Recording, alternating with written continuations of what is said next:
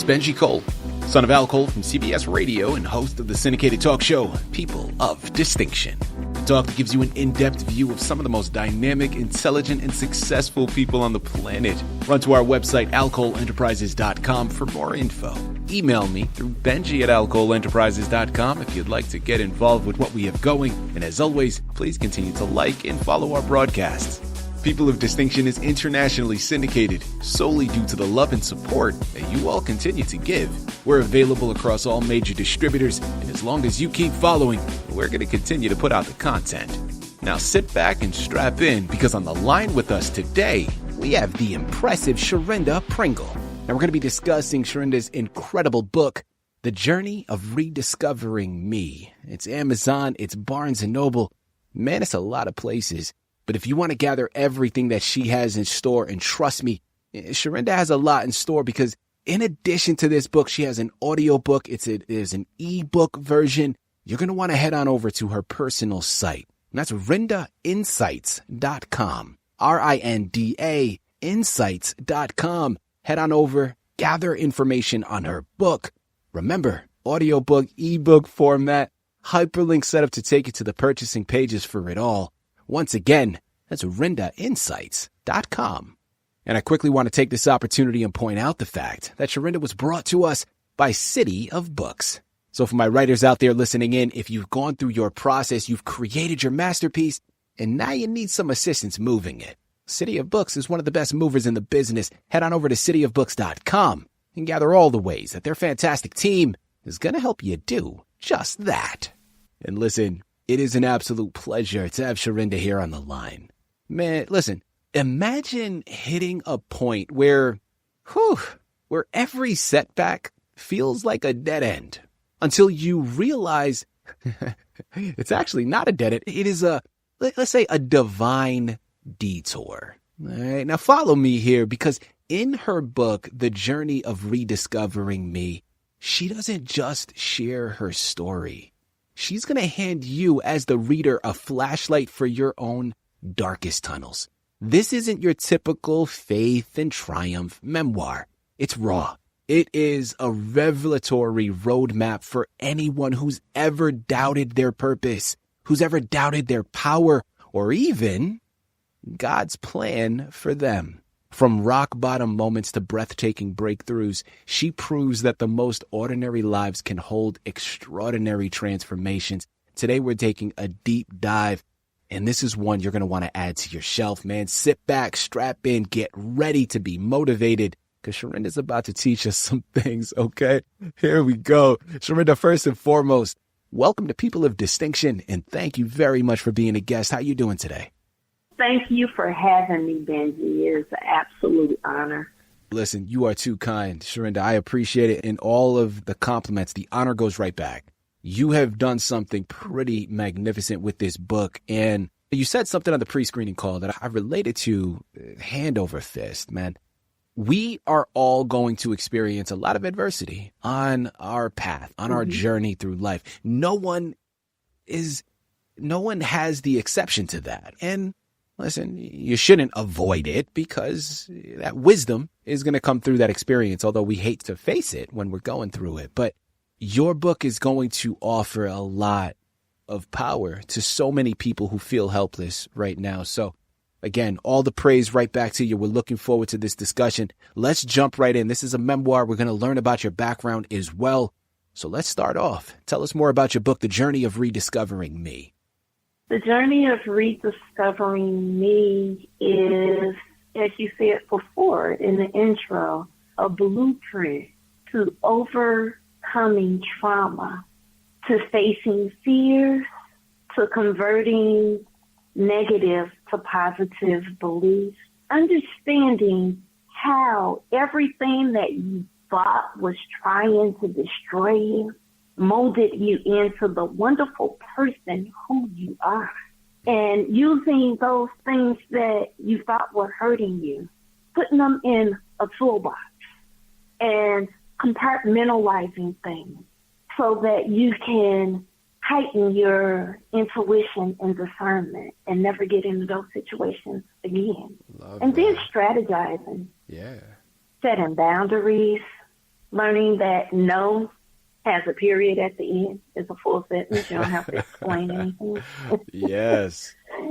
Yes, and catapulting into a peaceful and productive future, understanding that everything that has happened to you in your past, in your present, dictates that beautiful future that you will have if you use it the way that it was meant to be used as a resource and not a hindrance. Okay. So, Sherinda, listen, I love what you're saying here, okay? And I want to dive a little bit deeper. Now, we're not going to give it all away, but I do want to touch up on some more of the personal aspects here because, listen, I love your title.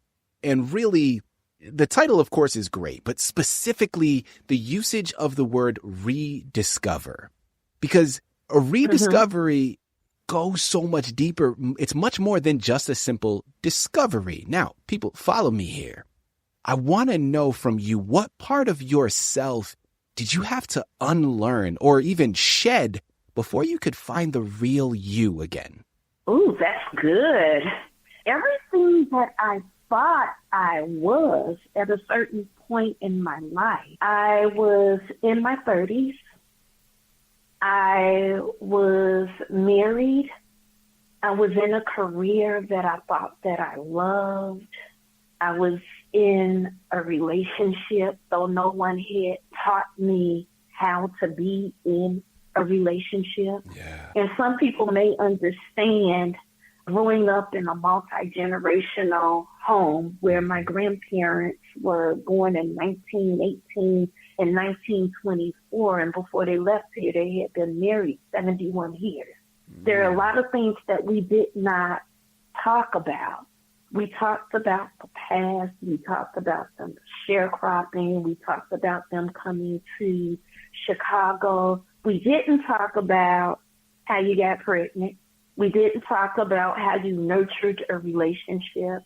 We didn't talk about setting standards. We didn't talk about setting boundaries.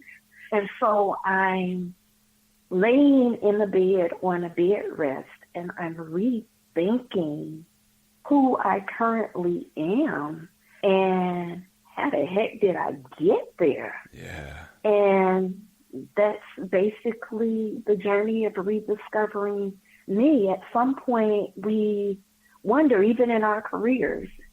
I am a therapist because my mama missed her opportunity to be one, and so she thought it'd be a good idea for me.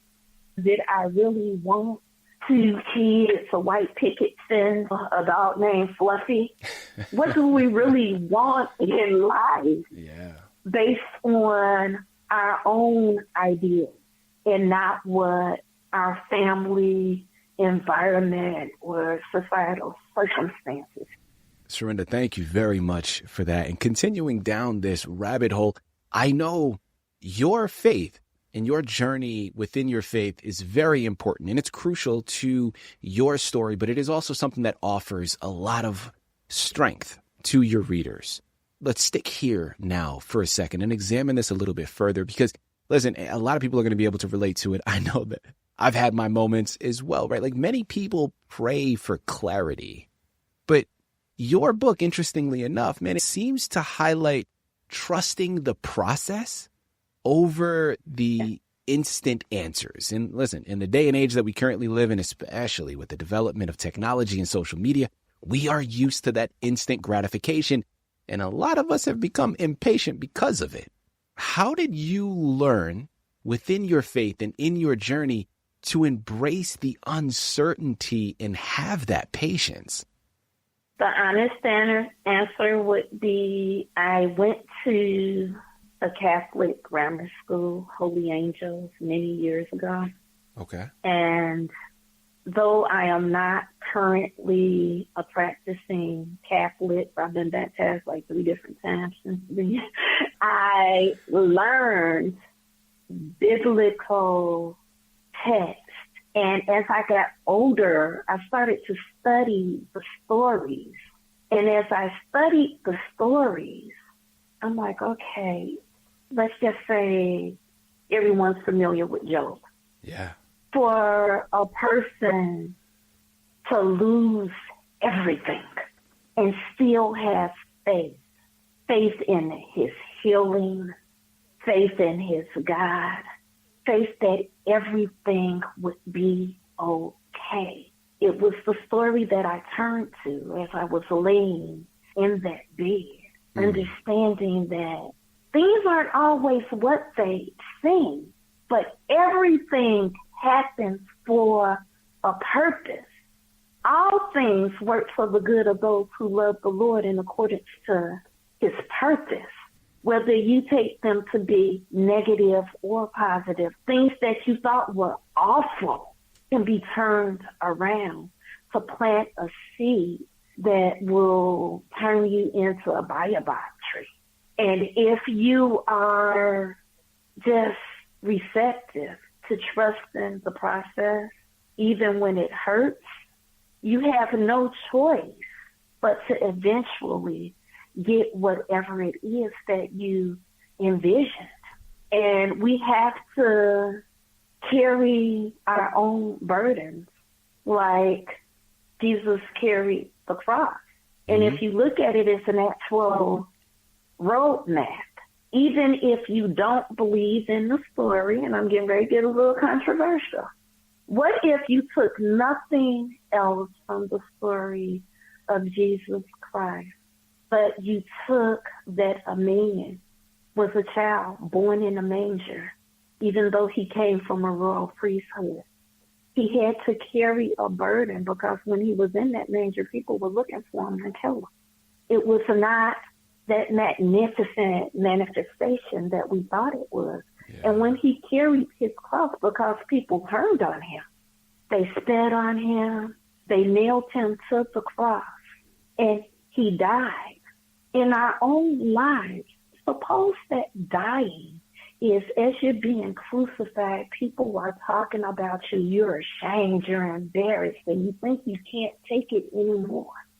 You go into your secret place and you hide and you pray and you work on yourself and you represent yourself to the people, understanding some of them are going to be like Thomas. Is that really you? That's not you. You're out here pretending that you're something that you are not. And because you've used your toolbox and you've learned intuition and discernment, those people don't penetrate your spirit the way that they used to. And you can move forward and not letting words from people, situations, or your environment have control over you. It is only at the point when we really don't care what people think about us that we can truly thrive. And if people read this book, they will learn. It doesn't matter how you feel. It doesn't matter what people say. It's not possible. Right. Keep going. Man, listen, I'm picking up what she's putting down. I know you are as well. Remember, the book is entitled The Journey of Rediscovering Me. Head on over to Amazon, Barnes & Noble, RindaInsights.com. This is one you need to add to your shelf, and I promise you, no pun intended, but you're going to be rediscovering yourself along this journey. You're going to be able to see so much of yourself in her words. I promise you that much. The bridge is being formulated. We've barely scratched the surface, but I already see how much of an impact just this conversation is having on me, the things that I'm thinking about, and I know that it's doing the same for you. Head on over, pick up your copies. Again, The Journey of Rediscovering Me. That's one you need to add. My follow-up question, Sherinda, that I want to go into, and listen, it's a perfect segue that you've established, because you were just talking about Jesus's journey. You also brought up Job, and you've mentioned a couple of times during the interview, setting boundaries, right? Having those limitations. And my goodness, man, listen, who amongst us can relate? It's interesting because as we grow through our maturity and our independence, we recognize that the opinions of others really mean nothing to our particular journey in and of itself. Now, I understand it's a lot easier said than done. Sometimes it's harder to block them. But you get to a point where It's funny. I was having a conversation similar with one of my family members recently, a younger nephew, and he's in his early 20s, and we were talking about this. And I remember thinking to myself, and I relayed a message similar to him in terms of there are thousands of different versions of Benji to all of these different people that I've met across my life, right? Everybody knows me in a different way. They know a person or a side of me that sure is a portion of it, but is that me? No. And it's one of those things where I had to learn very early. It's like the opinion of others has nothing to do with me. I can't control the opinions of others. And actually, by this point, I don't want to, man. It's tiring. So I'm going to let them go and think. I'm going to let them say what they need to say. It has no bearing whatsoever. Again, much easier said than done. Everybody has their own process on how they go about it. But you brought up Job a minute ago, and listen, Job had his own experience of his friends accusing him of hidden sin in his own suffering. So let's connect that now back to you, Sherinda. Did you ever face misguided judgment during your own struggles, and how did you handle the noise, man? Oh, I hope my mother doesn't listen to this. This would be the time. We're going to take a quick commercial break, Ma, and go ahead and put it down. You don't have to listen to this. No, there was huge judgment.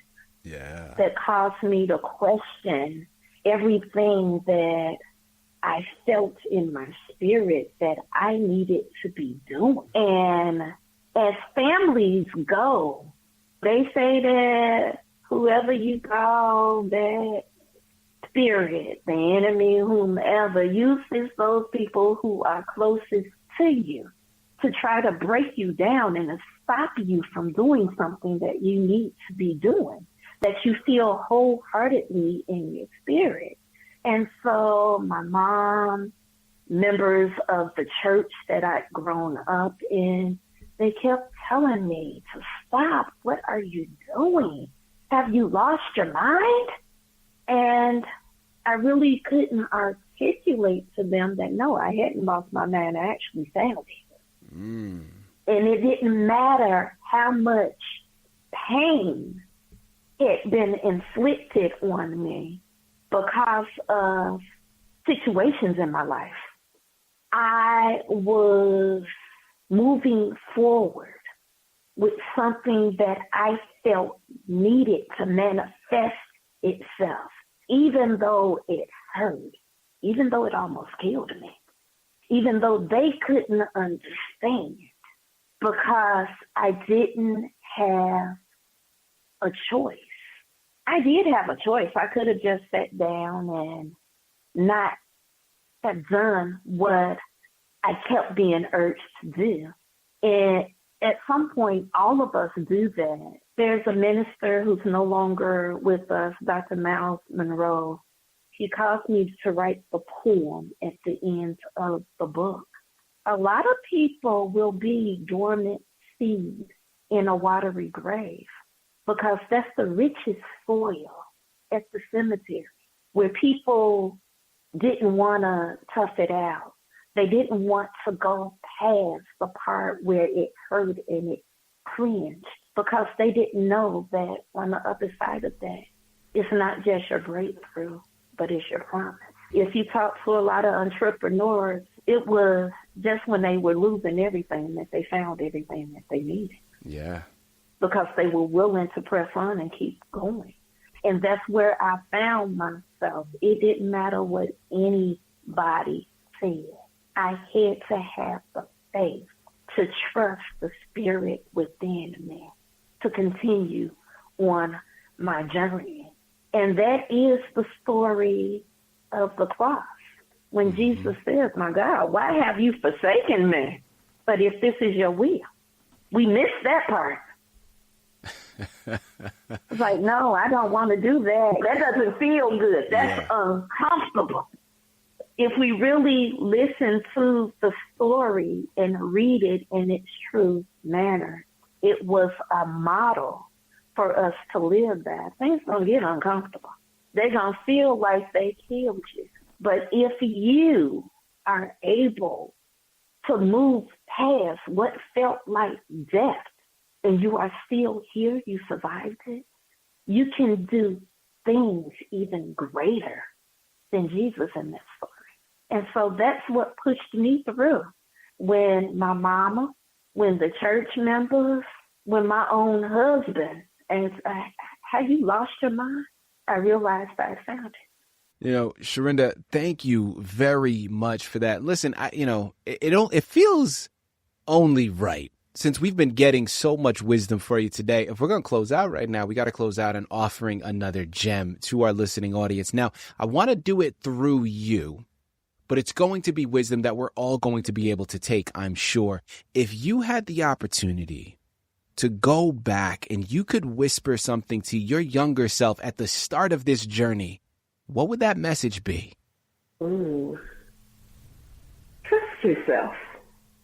If I had to go back, and whoa, that would be going back a long way. But if I had to whisper something to myself, it would be to trust myself, to trust my instincts, and to trust my judgment. I would have, I'd have gone much further in life if I wouldn't have second-guessed myself, and if I wouldn't have listened to the opinions of other people who were trying to protect me. Sometimes when, as parents, we're trying to protect our children, we stunt their growth because we're trying to keep them from hitting whatever their rock bottom is. Yeah. We're trying to keep them from making mistakes, and we're trying to keep them from the F word, failure. Failure is the foundation of success. Mm-hmm. And if you keep people from failure, they will never succeed. And if I had to go back, I'd be so happy every time that I failed, because I would be able to troubleshoot that situation, to pick it apart, to see what went wrong, but more importantly, to see what went right. Yes. And to use that information to move forward. And Trust yourself. That's it. Trust yourself. Trust I love it. People, trust me, this is a book you need to get. Okay, I'm telling you, Sherinda has done something magnificent here. I'm going to say it once again, Amazon, Barnes & Noble. You know it already, all right? RindaInsights.com. This is a book for you. This is a book that you need, that you didn't even realize you needed it until you heard this conversation. Because trust me, man, listen, if you've ever felt lost, if you've ever felt broken, or like your faith was being tested beyond limits, this conversation is your reminder that the same God who brought Job through the storm is still writing redemption stories today. And this time, he's just happened to do it through Sherinda. But yours is still being written, man. Head on over, grab the Journey of Rediscovering Me, because every testimony starts with the courage to say, I'm still here. Through your battle, you are still here. I love that, man.